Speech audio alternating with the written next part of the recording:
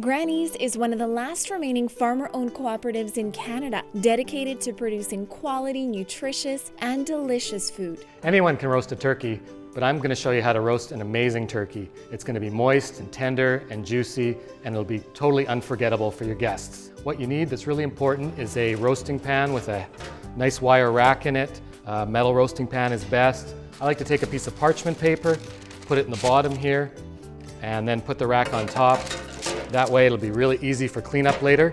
You will find you'll have some giblets in there, probably in a neck. The neck has great flavor for a soup or a stock later. The giblets, I like to boil the giblets and feed them to my dog as a special treat over the holidays. So what I have here is a butter that I make. It's a mixture of soft butter and Dijon mustard, fresh poultry herbs like sage and thyme. It's best if you can just tuck it under the skin here. So you want to pull back the skin a bit with your fingers and then just grab some of this butter and just stuff it right in there.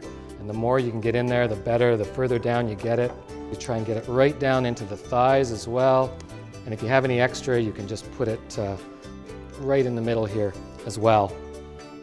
And then I like to take a little bit of olive oil as well and just rub it all over the skin, and that'll make the skin nice and moist and really nicely browned after. So we'll put it right in the roasting pan here, and I don't stuff the bird. I like to do stuffing on the side. That way the air will flow really nicely through here, like a nice hot oven, about 350 degrees. And you can put a little bit of tin foil over the top as well. I'll do that before it goes in the oven just so it doesn't brown too quickly.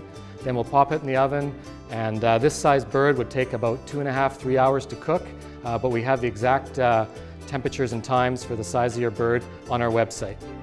Once you take your turkey out of the oven and you think it's done, do yourself a favor and use a probe thermometer to make sure it's done. And you want it to read about 170 degrees Fahrenheit or more. Then you know it's ready, and then you can just sit down and enjoy.